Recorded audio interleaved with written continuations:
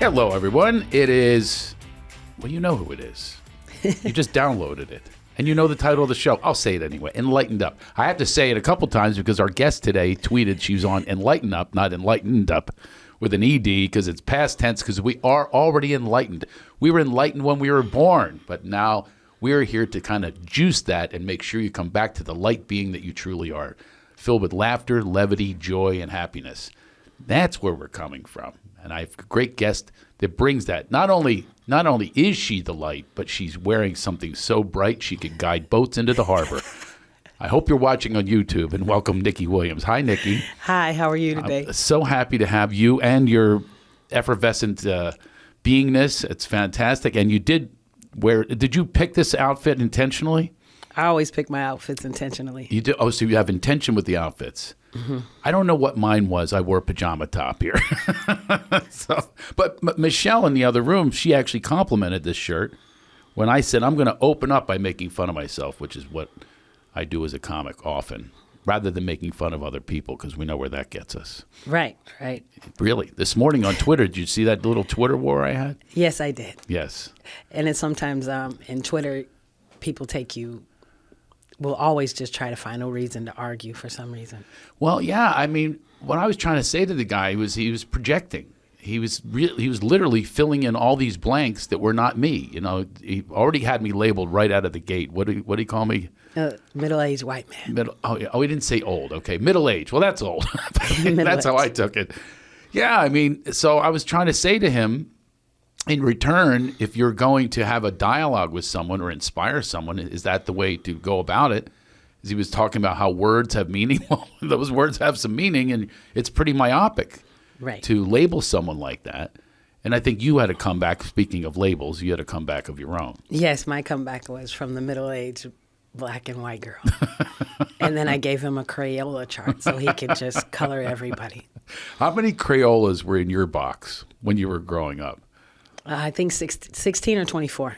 Oh, that's all you had? Yes. Oh, wow. I was poor. I think I had 8 that were taken from the restaurant. But other kids would come in, the rich kids with the stadium. They had a whole stadium of them. I think it was like 64. Yeah, and the sharpener. Exactly. They had a sharpener. Microcrowns never made it to that. I broke them too fast.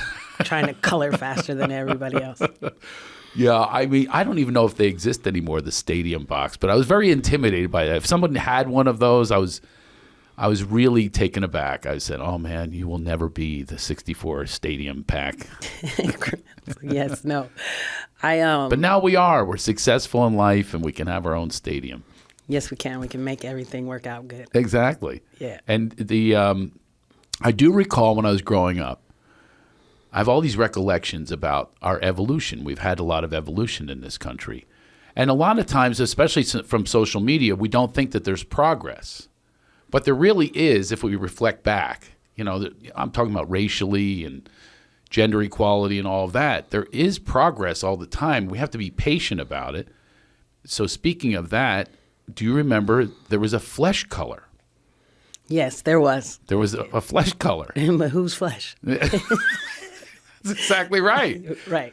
So now, you know, obviously that couldn't take place. So that shows you how at some point, and I remember when they stopped the flesh color, and I remember my mom commenting on it. My mom's white. So she's there, you know, what are they doing this for? Of course it's flesh color. I said, well, Mom, no, it's your color. By the way, it's not even that. She's much whiter than that color was. But that's the perspective we have to look at sometimes. We have to look at a broad perspective, especially in a country like this that is so diverse. I'm glad we have commonality. My mom's white, too. Yeah, we do. That's true. I wonder if she was a flesh color girl. She liked the sun. I wonder if she argued about it. No, you know what she did? When I was little, she used to tell me I was brown and not black. Well, she's right. Yes. I always wondered that as well, by the way, talking about that conversation. That's another thing. The word black, when I was a kid, came into vogue, or whatever you want to say. We switched to that. Another evolution. Yes. It used to be colored. Yes. Right? Yes. It's like colored what? Yes. That's the perspective. But I mean, so it goes to show you it's such a white society. It's a flesh colored, colored. That's what you would say about somebody who was a different color. But The true color is not black. That's what I never understood when I was a kid. Black's not even a color. Isn't it? No. White and black are not colors. I didn't know that. The art people know. Oh, the art people. Artists. That sounded a little dissing of me that I'm not an artist. I'm an artist of a different color. Yes. A different kind. Yeah, different color. Yeah. You're colored in laughter. I have a lot of different things in my palette. I was not aware of that. I'm actually funny. I'm not good at drawing or painting. Me either. Not my jam. Oh, you're not? But you do know enough that. So when you are painting and you're painting and you are using. So you're basically, if it was black and white, you're using no color whatsoever. No. Well, I guess that's true. No, it's not. Yeah, well, Google it then. Google has everything. It's true story. Oh, wow, black is not a color. I don't know what I'd be painting then. Well, when I would see that, though, I'd say, there's no person who is really that color, so I never understood why. And now, Latinos, I don't know if I'm saying the right thing there. I have to keep checking.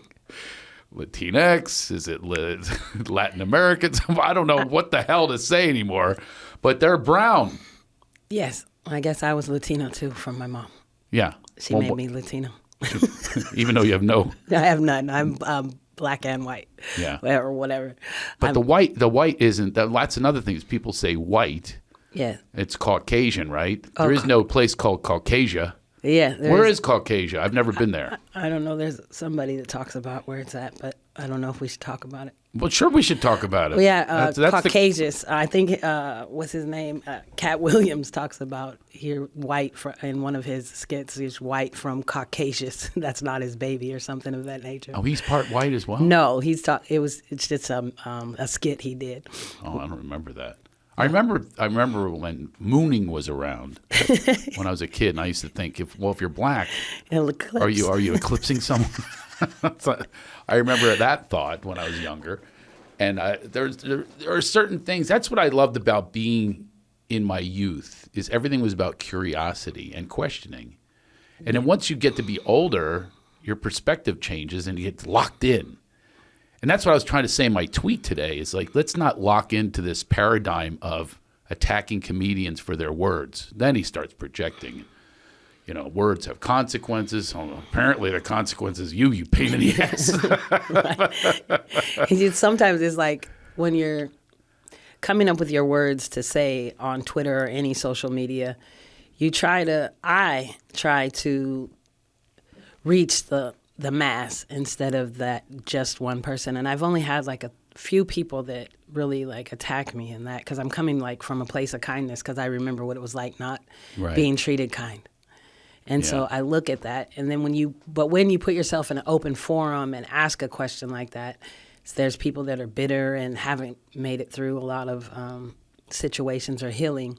And so they come for attack. Yeah, well, you're right about that. It's when they're not here. By the way, bring your microphone in a little closer. I don't want to be dominant here. You win. Oh, there it is. Hey. Oh, yeah. Don't you like that? Don't you like the resonance? It's called. I don't know if you know this character I do, the Love Master.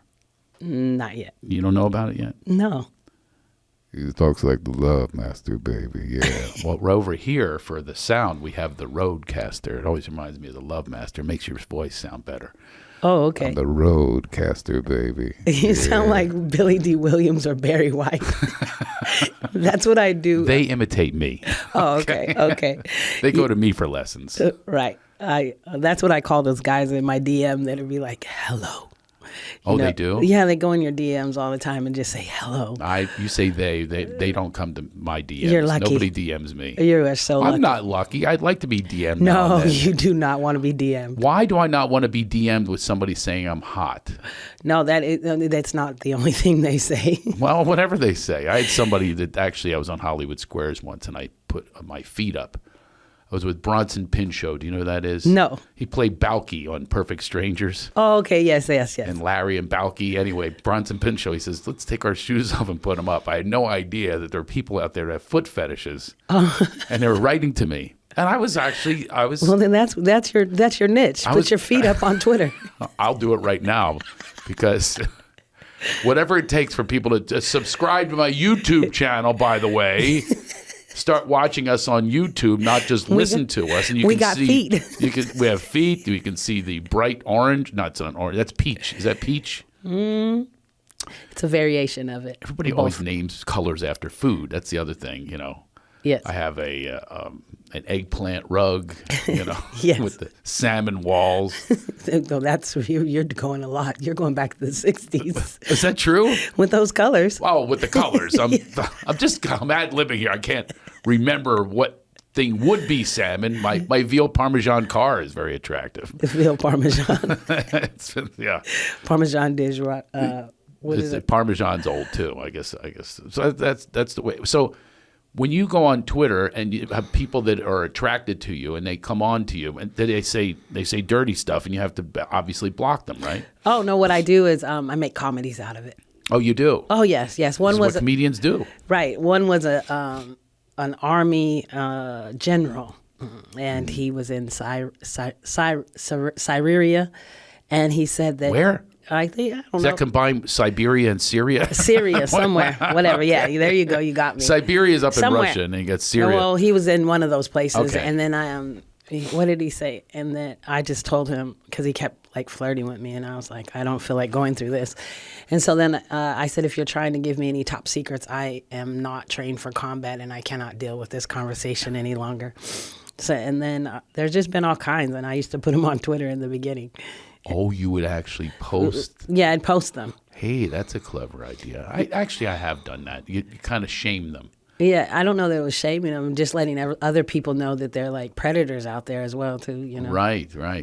And because it's not always about what they're coming for, like flirting with you. Like, I think that some of them come into your DM to try to find a way to hack you or to get you to send them money and other things like that. Yeah, that one will never work with me. But if they do flirt with me, that'll work. I actually do like to be, attractive. I mean, my wife's on menopause, which I make fun of. It means put men on pause. So she's not coming up to me and going, "You're a hottie." So it's nice to hear it from someone else. All right. Nice feet, whatever the hell it is. So why don't you send your DMs over to me? Oh, I will. I will send them to you. Matter of fact, it got ridiculous. So here's a man that would love your compliments. No, those DMs were ridiculous sometimes. Yeah, well, I'm sure they are. But like you said, you can turn everything around. That's what the advantage of being a comedian is. And you're new at being a comedian, yes, right? About a year. Wow, I had you on the show for a number of reasons. I've noticed you from afar, from Twitter, and I noticed you do have the enlightened up perspective that I kind of go for. I mean, I think it's a wonderful way to be. Is you're very positive. You have a positive spin on things, but your spin is still a comedic spin, which is wonderful. That's what we're doing here is combining like the spiritual world based, with the comedy world or the laughter world. Right. And that's what I don't know. I've always laughed. I just always laugh about things. Yeah. I was the class clown. Oh, you were? Yeah. Any detentions thrown out? Any of that kind of stuff? I probably got detention a few times. I can imagine. I just can't remember them all, or at one at all. I would get sent to the principal's office a lot. Well, that's like a detention. That's a punishment that you received for being a clown. This is what comedians. This is how we've been treated since the beginning of time.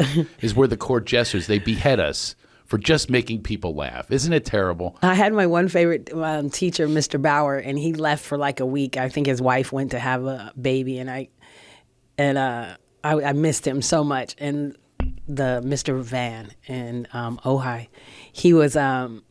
He told me the second day, you cannot get rid of any more substitutes. We barely have any. And then the next day, the lady was doing some math problems on the board. And then she was like, Nikki, do you want to come up here and do it? And I said, yes. And then I got in trouble for this. I remember this one. I said, started writing the math problem out and doing it. And then I turned around and said, class dismissed. Did they get up and go? Yes. Oh, yeah, that's that. A few of them. That'll get you in trouble. Right. Do you want to be the teacher? Did you really solve the math problem, or did you write it? Oh, you did? Yes. Yeah. See, you got me there. I just would go up and tell the jokes. I would write out a joke or something. No. It all does start, though, back then for comics, mostly. There are some that just develop into comics eventually. based on the pain from the past. A lot of it is based on the pain from the past. What do you think is your core pain that you are kind of exploring now and, healing your pain through the laughter? Not being accepted by my family members. Oh, really? Yeah, for my color of my skin and what they had to go through and what my mom had to go through having me and that kind of stuff in 1973 in Ojai. And then my great grandma not accepting me. So you're ostracized on both ends. Yes. Well, I didn't know the black side until I was like 10, and then when I went there, I would get called a white girl. So it was real confusing. Great, that's great for a kid. That's good for self-esteem. Right. And then they were creating a comic. Now, do you talk about them on stage? No, I left my baggage at TSA. Oh, no, you got to bring it. Oh, I talk about my uncle because my Uncle Ron, he'll tell me about how he'll call me out of the blue, and my granny, my great grandmother, she's dead. She lived to 102, and my mom used to tell me if you wish people dead, they'll live a long time. So I think she succeeded. But she used to ask. He would just call me out the blue and tell me, "Do you know Granny Wilson used to ask how I was related to them?" Yeah. Yeah. And then I wasn't allowed to go to my grandmother's house if my step grandpa was there. He wouldn't even open the door for me. I'll knock, and then he'll call my grandma, and she'll have to come open the door. I don't understand the really prevalent sociopathic way that people treat others. It doesn't make any sense based on how you were born and what you look like. It doesn't make any sense to me, and I don't know how it makes sense for the people that are doing it. Like I always do that expression, how do they put their head on a pillow? And hurt people hurt people. Yeah. Well, they're hurting. Yeah. But there's a time that it needs to stop. But for some, I think in a lifetime, it doesn't. They never get to that point. They don't have the courage to get there. I have to tell you that, the pains that I went through, there are many. They do not own me. They're not my prisoner. They're not my warden. They don't hold the key to my prison. So I'm out. I'm out and free because I forgive them. I move on. I pray for them. Whatever it is, it's all reversed. And I think that's a big key that even comedians are missing a lot of times. They're still in the pain. You can feel it. Did you watch Jared Carmichael's new special? No. He's a comic. Okay.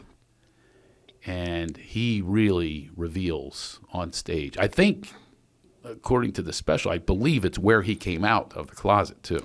Okay. I could be wrong about that, but it seemed like that. But he's also talking about his family. And I was thinking to myself, whoa, boy, I could never do this in front of my family. They would have cease and desist orders and stuff. My mom did that, actually. I talked about her belly dancing at my high school graduation party. It's a true story, but she does not like that. So I can only imagine how far she would go if I took it even further. So it's amazing to me, and it's brave for comedians to do that. But we do need to get on the other side for the healing, because people can always say, if you talk about being divorced, you better have the pain has been dealt with before you can talk about the divorce. Right. They smell it. Yeah. I've been through a lot of healing and a lot of therapy, and to go through what I went through with my family, I beat myself up a lot of times. I'm the one that harmed myself a lot, and then in turn harmed other people by the choices I made, and because I thought it was what they did to me. Yeah. And so I beat myself up and tried to almost kill myself, and then I came out of that. Sure. And how did that manifest? Did you drugs and alcohol? Yes. Yeah. Well, that was a definitive yes. Yes. Yeah, we think that it's going to mask everything. Mm-hmm. And we're told that this is the way to be happy. Yes. There's a pathway to happiness through. It's even called happy hour. Right? It's called happy hour. Right. And there's no happy hour that does not include alcohol, with some bad hors d'oeuvres. Never good hors d'oeuvres, by the way. It's always a cocktail weenie, something that's really, it's always something bad for you. And it's a happy hour. Olive. Yeah, but you're supposed to, cheer and be happy. I always call them the woo people. Woo! To me, that's all whistling in the dark. You're not really happy when you're wooing. No. And it wasn't a happy time. It wasn't a happy time. But I do recall that I found a solution. So that's what happened. Nice. You found a solution to better deal with, manage your pain. Yes. Yeah. So share with us what some of that is, some of your processes. What is that? How do you deal with? I mean, the pains are still there. They're always going to be. The memories are there. The memes are there. They're built into us. Right. What do you do about it? I first started going to therapy, and then I started doing work that I would get assigned by this special person that I have in my life. And little by little, I would get rid of those resentments and find a way to learn to love myself. Yeah. So now I mentor. I might even be mentoring you at some point. Yes. So let me give you a suggestion in the mentorship. I love it. Here's what it is. When you're describing something, when I describe something, I do it in very specific ways of here's what happened. Like, in other words, I had a resentment against da-da-da-da, and I did da-da-da-da. And that, to me, hits people, especially in comedy. It hits them because now they're not going, oh, that's an opinion or it's been said before a million times. They're hearing your specific, unique story of how you did that. So when I ask what processes you used, it goes beyond, it's taking an example, and that's where the comedy comes in. Because that's only you can say what that experience is. Oh, yes. I remember one time I went to, what is that? Until some guy, and it was like lifting my arms and doing everything. My one friend. What do you mean you went to a guy, a therapist? No, it was like some kind of, I don't know. I can't even explain the situation. I don't even know what to call it. But it was like to go like and wash out all of your resentments and everything and take back all your life. Just describe like what type of a person was this? It's not a person off the streets. It's no, it's a doctor. Yeah, it's a doctor. He signed up for a doctor, yeah. like kind of like a therapist, and he had a program. Yes. And he was trying to give you this program of cleansing, and he had his own unique techniques, right? Right, yeah. So you did this. Yes, I did that. And I thought, I was like, if my friends could see me now while I'm doing it, I was like, but at the time, I'm going to tell you, because I don't get the luxury of drinking and using in my pain, but my best friend shot and killed herself and invited me to her house in 2016. And at that point, I was going crazy because I couldn't drink, I couldn't use. Yeah.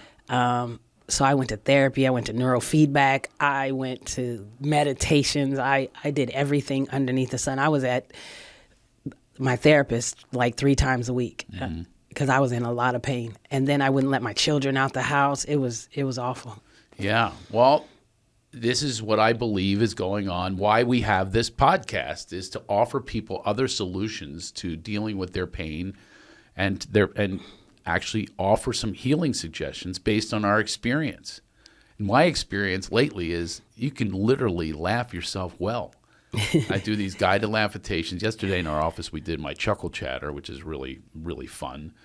One person wouldn't do it, and then the others did. And you just watch the lightness appear in people, and you watch literally a healing that does take place in that moment. We only have the moment. We only have these moment.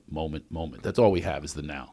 Right. So in those nows, though, you could watch people relieve themselves of these burdens of self. Yes. Yeah, it's pretty cool to watch. I would like to see that. I'll do one with you right now. How's that? Okay, let's go. Ready? Yep. Okay, so here's what chuckle chatter is. You talk about the most mundane things, which makes it simple because a lot of people think I do a guided laughatation. It's a little more complex, but we'll start here. Okay. The guided laughatation is like you have to find obstacles and you say them out loud, and it's pretty cool. I've watched that some transformations take place. But this is a very simple version of it. It's called chuckle chatter, where you just say what you did, but you say it while you're laughing. The entire time you laugh, right? So it's like laugh speak. All right, ready? Here we go. And by the way, I guarantee you, if you're watching, there's no way you will not be able to laugh or smile at the very least while I'm doing this. And then you're going to do it. Okay, all right, let's ready? go. So all you do is say what you did today. I woke up this morning a little early. And I went and brushed my teeth. And then I turned the shower on to warm it up to get ready for me to come in. And I did. And I washed my hair and rinsed it out. And then I put conditioner on and rinsed that out too. Now take a breath and let out a ha. The word ha is cleansing. It's hallelujah. Right? Ha. Yes. It's a celebration of life. So what I did there, which I watched your resistance, by the way, because in our heads we're going, this is silly, this is stupid. We've been programmed to think those things. Prevents us from our true joy and happiness, from just letting go. That wasn't my resistance. My resistance was I didn't want to really laugh into the microphone so then nobody couldn't hear you. Oh. Well, do it to the side. Okay. Or say it back while you're chuckle chattering. Go, I'm not laughing because I didn't want to make too much noise. Because I laugh all the time. That's what chuckle chatter is, though. And it just engages your body, your mind, your spirit all at once. It's all engaged. There's nothing else going on in the world except for that divine connection in that moment that you're laughing. Nothing else is going on. So that's the technique that I'm teaching now in my Enlightened Up courses, and obviously I just did it here. So I want you now to try it for the first time. Nikki Williams is going to try the chuckle. Look, you're doing it already. Today, I got on Twitter and I made posts to get people to say hi and to let them know to have a great day. Have a great day. And then I got dressed. I did take a shower though. I did. I didn't wash my hair, use conditioner. And there you go. Barely get it out. Right. It's funny. It's fun. And then I made a few phone calls. No, you and did not. I did. And then I drank coffee and drove here. Oh, there you go. And a breath in through your nose. Now, how do you feel? I feel good. Yeah. But I feel good. It's invigorating. Yeah. Yes. It makes you alive. You know, we're part of the world now. I mean, I really do believe that we are so caught up in our fears that it prevents us from being our true selves, our authentic selves, from being in genuine energy flow. We prevent ourselves from all our thoughts. Yeah, the thoughts. I have to practice on that too, listening to different things, and so I could keep my thoughts from overtaking me. They overtake you. Yeah. Yeah. They're like terrorists. Yeah. They come in. Yeah. Yeah. Yeah. They just shoot it up. Yeah. Make us afraid of expressing ourselves, being our true self, and saying how we feel. And, yeah. And then with the things that happened to you on Twitter today, that like suppresses who you are too, kind of in a way, because you're scared somebody's going to come after you because you have your opinion or you want a question. And so you're like, you suppress that too. Yeah. So what's happening is the people that have this light to share and an alternative perspective really do get attacked for offering that. It's threatening to people, which is really odd. It would be the opposite, I would think. So we're basically run by corporations, patriarchs. That's how we're run, right? That's how our system operates. That's our operating system is from dudes that have been around for centuries that are about power and control, and this is manipulation, causing chaos and causing people to not be who they are, to be followers. They follow them. So I'm so surprised when these alt views come in from a comic, you know, like literally inviting people to a new paradigm, a new system. And the resistance is they will fight you. And that's what this person was doing, fighting me on something I was basically saying, why attack the comedians? Why attack the laugh makers? If you don't like something on the menu, either order another entree or go to another restaurant. Correct. You don't need to report it to Yelp and destroy someone's, literally, this is our income. You're destroying an income. How about go from McDonald's, you know, I'll pick any fast food restaurant. They're giving us a lot of poison. It's not investigated. But for saying it, the messenger gets killed. And that's the society we live in, a messenger killing society. It doesn't want to hear anything except for getting in line for the man. Right. And that's why I try to align myself with people that are like-minded like me. And you have to like tread lightly because you don't know other people's pain right away. And so you find different ways to connect with that person or each person. Yeah. And that's what I've had to do. And what ways do you find that you can connect with people?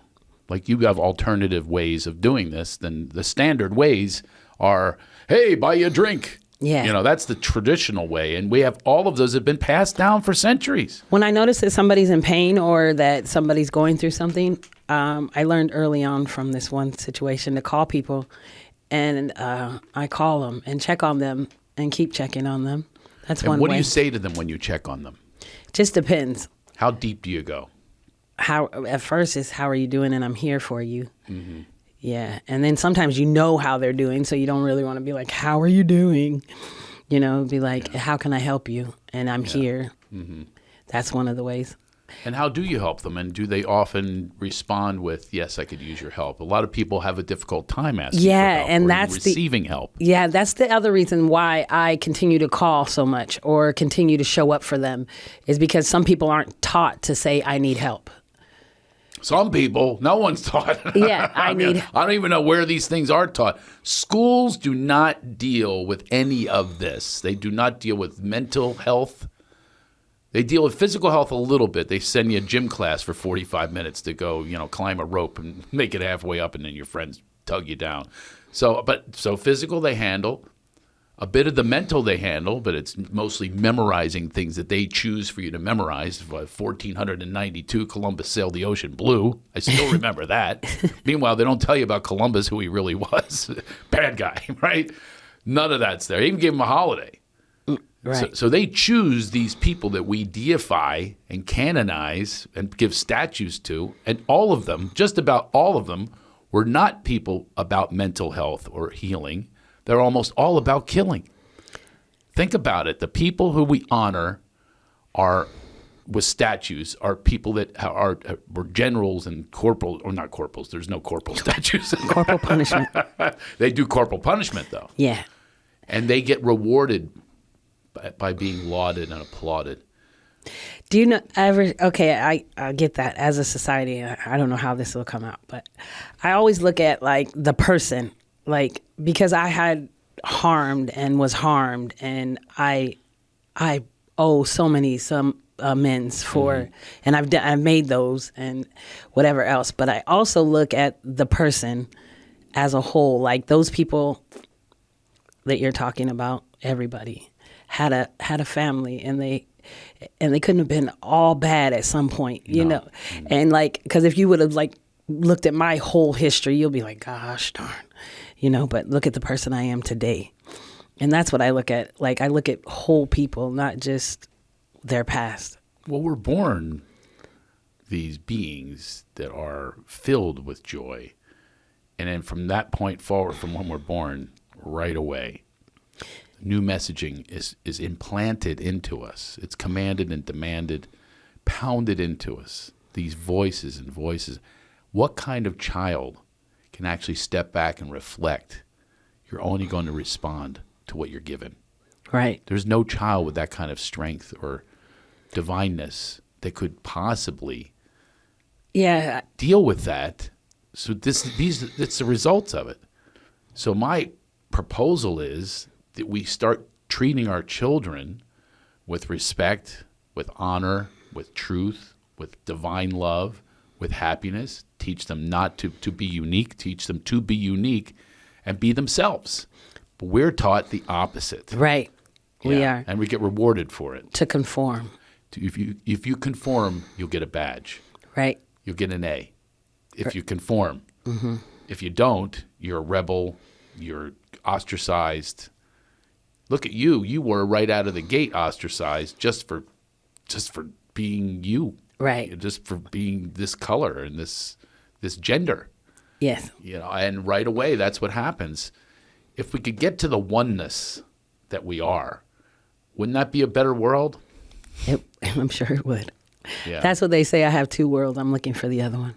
I have the best. That's what they used to tell me. I have the best of both worlds. I'm looking for because this one, because you're biracial. Yeah, so you have the best of both worlds. I never understand the whole. Yeah, but I got another world though. It's out there. Somebody told me. A lot of people. They told you that other world is out there, not the one you're living in. No, and so I'm going to find my other world. So you've had a series of your entire life of adjustments. Yes. Each situation you have to adjust to, as opposed to they're not going to adjust to you. You have to adjust to them. Mm-hmm.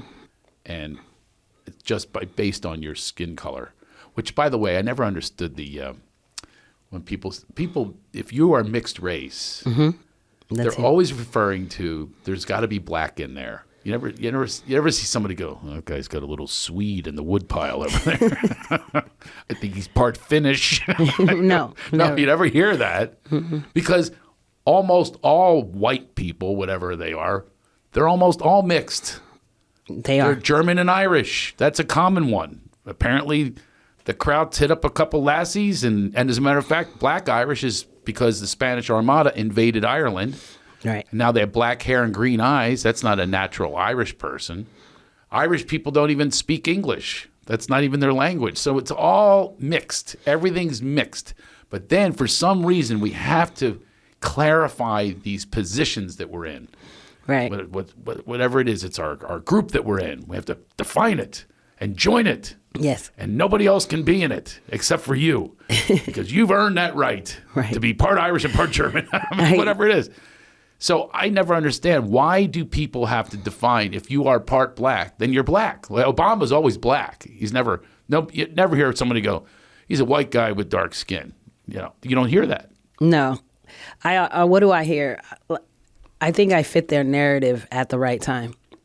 And I'll say, how do I say that? When some people want me to be my mother's side, they'll see that. And then when they want me to be my father's side, they'll see that. Instead of seeing that I am Nikki and I am who I am. And it fits their narrative. Yes. Their prejudices. Yes. Because I get it from both sides. Yeah. And here's the other thing. If I ever speak to these things, I'll come across as, the whiny white guy, but it's not where I'm coming from when I say that. It's funny because, and I'm not like complaining, I'm just pointing this out, it's going on with white men right now. Like that guy opened up today with a disrespect for anything that I said, didn't even address what I said. Right. He got right into the projection of, just what we need to hear, another old middle-aged white guy telling us what to do or whatever it was. That's how he heard it because he has his own prejudices towards, and I do too, towards white guys. I have a lot of them. I've been around them. I've been one. Don't you have prejudices of your own? I don't like when white guys want to tell me black jokes. And I don't like when... Hold on.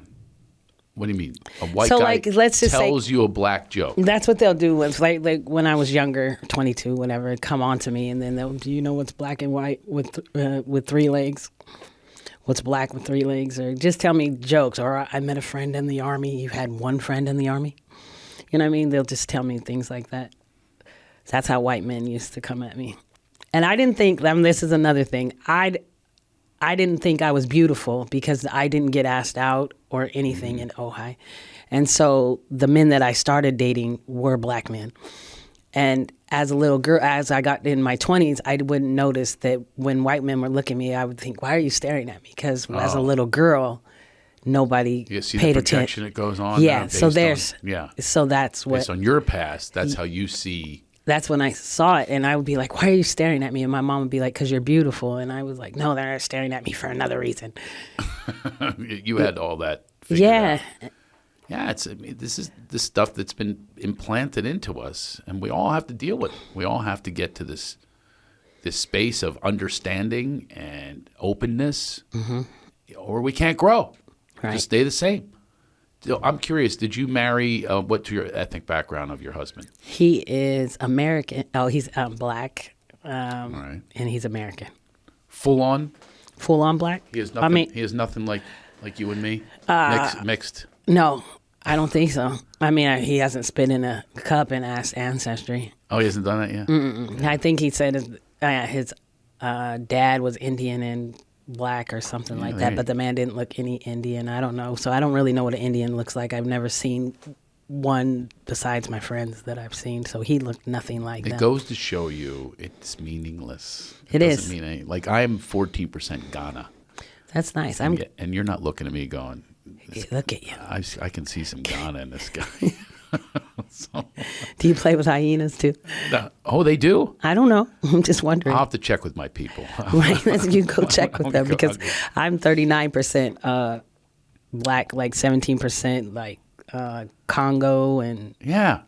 then 16% something else, and then I'm 50%, like 35% Western European. I have 7% Irish, Yeah, 17% Scottish. We're all a big giant mix. That's why define people? Why label people? I don't know. You call me middle aged. That'll take. Middle-aged. Means I'm wiser. Wiser. That's what I like to think. Hey, by the way, I have a gift for you today. Thank you. Okay. Do you like candles? I love them. Look at this. This is eucalyptus. Do you like eucalyptus? I love eucalyptus. What does it do for you when you have eucalyptus? Does it like go through your pores? So like that's what it does for me. The smell of it is just amazing. And my Yeah. little sister, she loves hugging eucalyptus trees. She says it's so healing. Wow, she's gonna love hugging this candle. I Smell hope that. so. Smell I'm that not gonna- candle. She's gonna be hugging It that is. candle. Plus, it has a wood wick, like a tree, and it burns like with the sound of a burning log Oh, that's awesome. while you're making love and, and smelling the eucalyptus, Eucalyptus. making you very happy. Yes. And not only that, your libido and your health will stay with our other gift for you, Hyest vitamins. Look at this. I'm gonna Molecular hydrogen. Try to say that 2 times fast. It's these Hyest vitamins are pretty awesome too. By Thank the you way, the so much. candles from Ethan Cole, ETHYN. They are the most amazing candles ever. look at how pretty it is. I know. It's all natural. There's no like perfumey scents in there. My wife, by the way, she can't stand anything perfumey. Like if somebody gets out of an elevator like a year ago, she'll smell them. If they leave the perfume in there, she can smell it. But these vitamins are great for the hydrogen. It's for energy, focus, immunity relief, minor aches. You go to hyestvitamins.com. If you want more after this. By the way, I do feel a difference. Do you? I do. I just got back from a conference and I was like, people are like, how do you have all that energy? Yeah, I'm talking to people. I'm going, where are you? We're asleep. I'm not. Yeah, you were on California time. Well, no, it's not to do with the time. I'm up all the time. I'm raring to go. And I think the vitamins are helping me. You always need a good vitamin. These vitamins are pretty awesome. And if you go to hyestvitamins.com, it's HYEEST vitamins.com, the promo code Laughter Heals, you get a 20% discount and 15% of your purchase goes to Laughter Heals, are fabulous. Can we make the announcement now? You can. I can? I guess so. Nikki is going to run Laughter Heals with me. Thank you. Yes, I am. You run with that because you are about that. And I know you know about nonprofits. Not easy. But our mission is true. Our mission is very valid.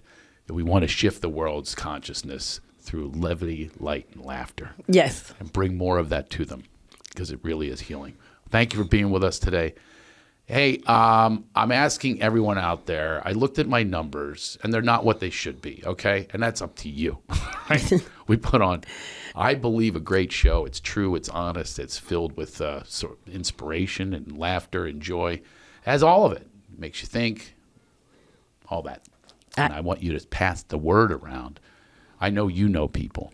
Yeah, I know people. And so everybody that's watching me, we are going to follow and watch this podcast every week, correct? Yes. Have a fantastic day. Thank you. And just remember, enlighten the fuck up, will you? See you next time.